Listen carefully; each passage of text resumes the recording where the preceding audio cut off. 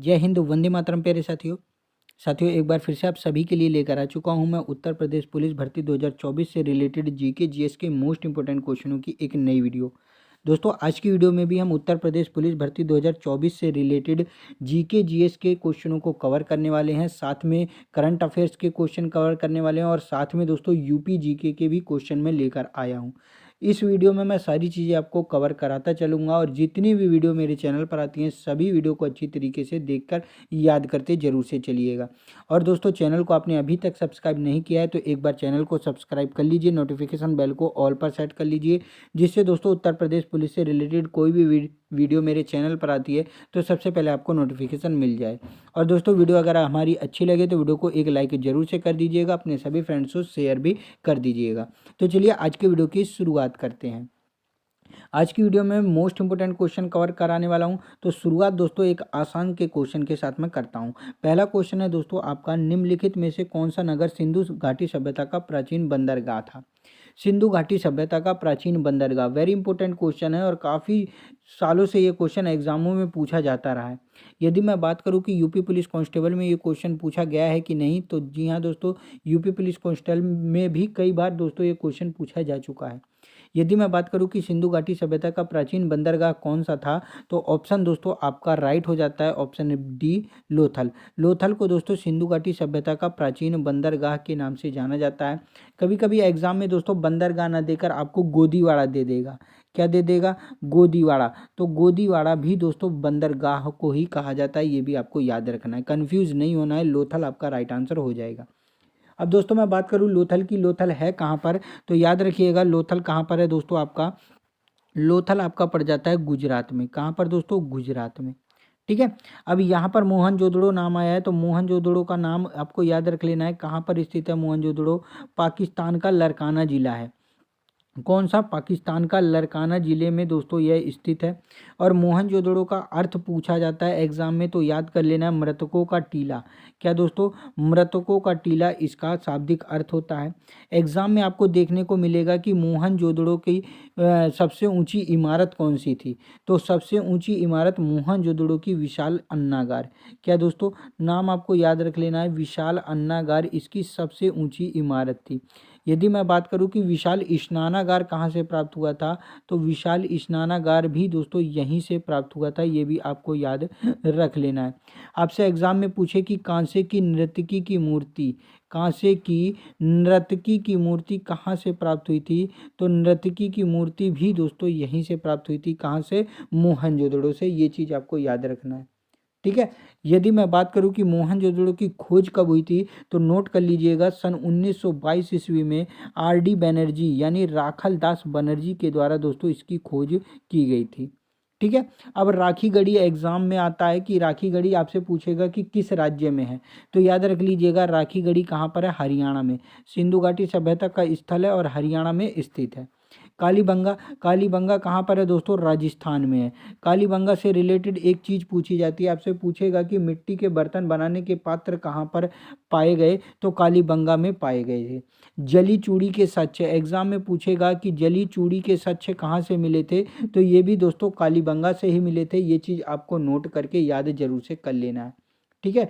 जो भी इंपॉर्टेंट चीज़ है मैं साथ ही साथ आपको नोट कराता चल रहा हूँ, याद जरूर से कर लीजिएगा। यदि इस क्वेश्चन की बात करूँ तो सिंधु घाटी सभ्यता का प्राचीन बंदरगाह लोथल आपका राइट आंसर हो जाएगा। चलिए अगला क्वेश्चन देखते हैं। अगला क्वेश्चन है, निम्न में से कौन सा संरक्षित क्षेत्र नहीं है? अभ्यारण्य संरक्षित क्षेत्र है वर्षा वन। ऑप्शन बी आपका राइट हो जाएगा दोस्तों, वर्षा वन संरक्षित क्षेत्र नहीं है। ठीक है।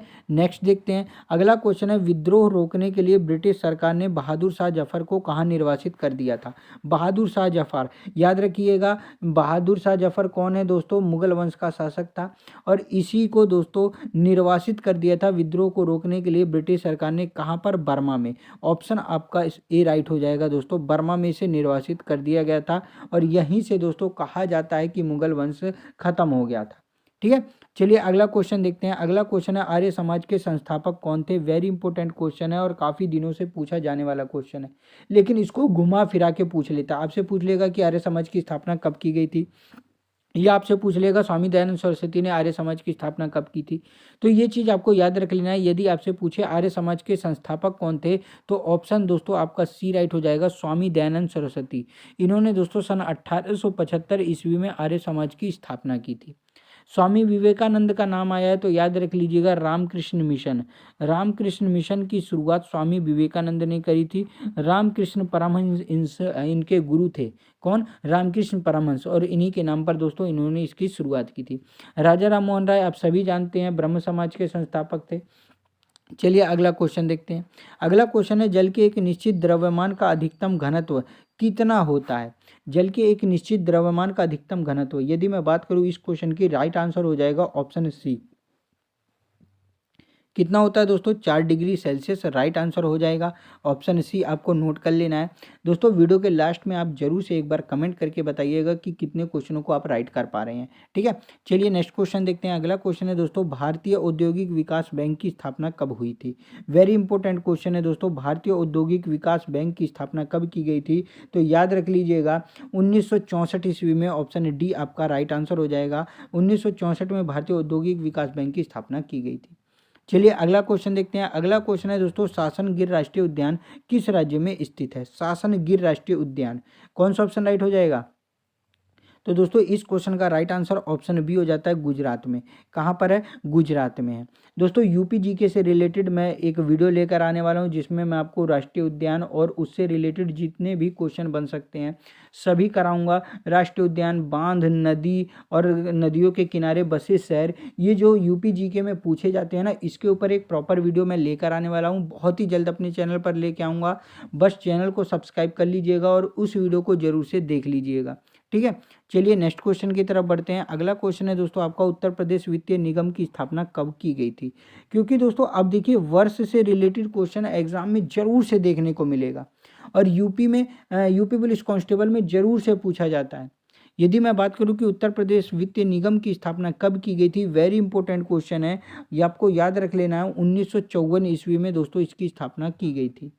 ठीक है, चलिए अगला क्वेश्चन देखते हैं। अगला क्वेश्चन है, निम्न में से कौन सा देश चांदी का सबसे बड़ा उत्पादक देश है? चांदी का ऑप्शन आपका राइट हो जाता है, ऑप्शन ए दोस्तों, मैक्सिको। मैक्सिको चांदी का सबसे बड़ा उत्पादन देश है, यानी चांदी का सबसे ज़्यादा उत्पादन मैक्सिको ही करता है। इसमें दोस्तों मैं करंट अफेयर्स के भी क्वेश्चन लेके आया हूँ, तो वीडियो को लास्ट तक जरूर से देखिएगा। ठीक है, चलिए अगला क्वेश्चन देखते हैं। अगला क्वेश्चन है, एक व्यक्ति डैश के माध्यम से नागरिकता नहीं खो सकता है। किसके माध्यम से? विदेश अंगीकरण गलत, त्यजन गलत, किसी अन्य नागरिकता के अधिग्रहण से नहीं दोस्तों। किससे? व्यक्तिगत क्षमता से। व्यक्तिगत क्षमता के आधार के माध्यम से दोस्तों नागरिकता नहीं खो सकता है। ठीक है, यदि कोई व्यक्ति किसी अन्य देश की नागरिकता को स्वतः ही ग्रहण कर लेता है तो भारत की नागरिकता उसकी अपने आप ही खत्म हो जाएगी, ये आपको याद रख लेना है। यदि मैं बात करूं कि नागरिकता कौन सी है, तो भारत में दोस्तों एकल नागरिकता है। कौन सी नागरिकता है? एकल नागरिकता है। ठीक है, और भारतीय संविधान की एकल नागरिकता है। भारत में कौन सी नागरिकता है? एकल नागरिकता है।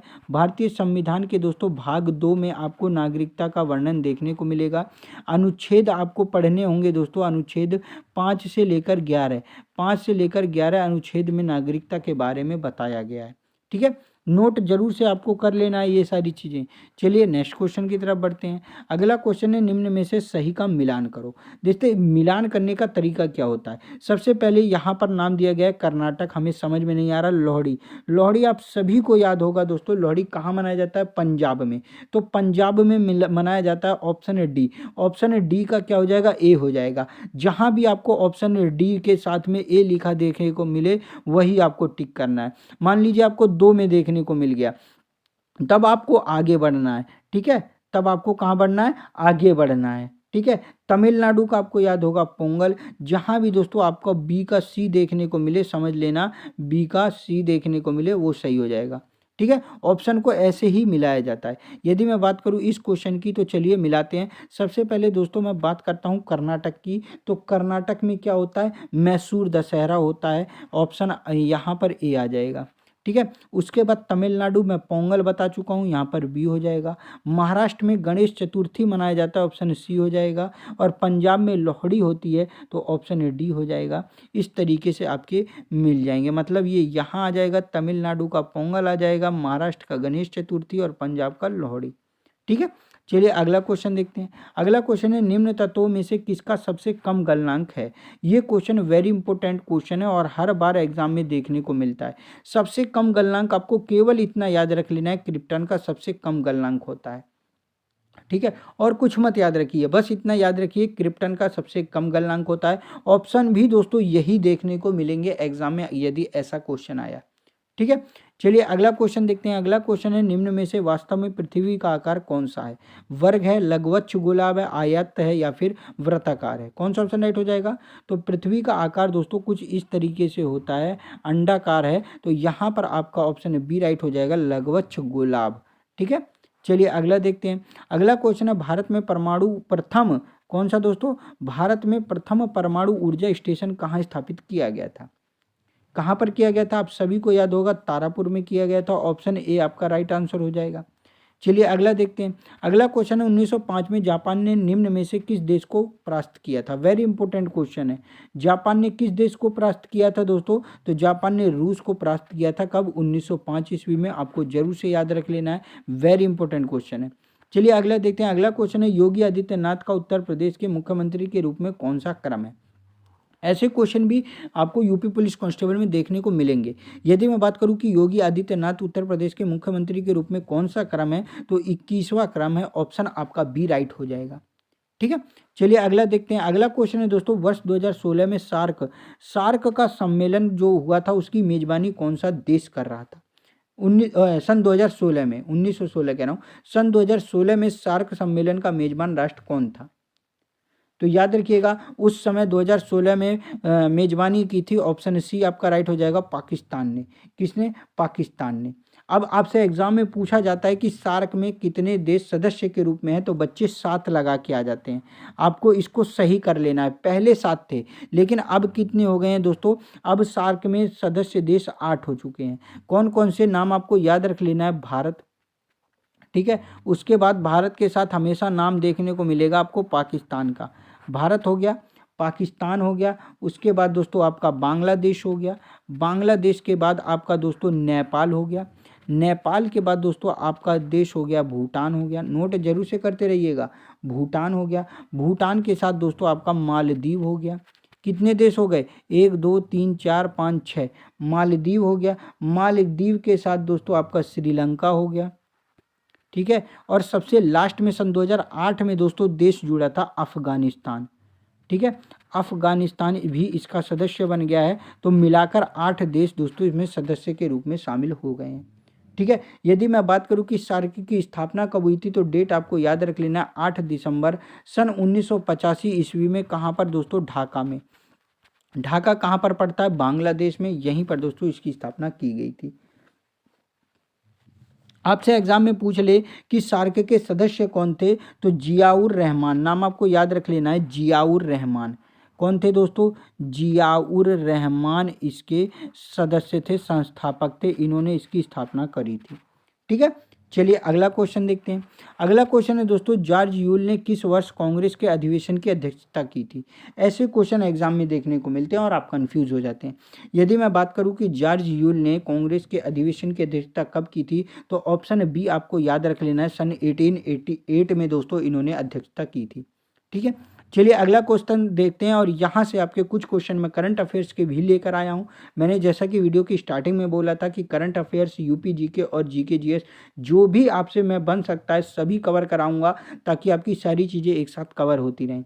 करंट अफेयर्स का क्वेश्चन है, सतर्कता जागरूकता सप्ताह क्या दोस्तों, सतर्कता जागरूकता सप्ताह 2023 का विषय क्या है। न्याय के लिए लड़ें, नहीं। नौकरशाही को ना करें, नहीं। यहाँ पर विषय था दोस्तों, भ्रष्टाचार को ना कहें और राष्ट्र के प्रति समर्पित रहें। ये दोस्तों सतर्कता जागरूकता सप्ताह 2023 का विषय था।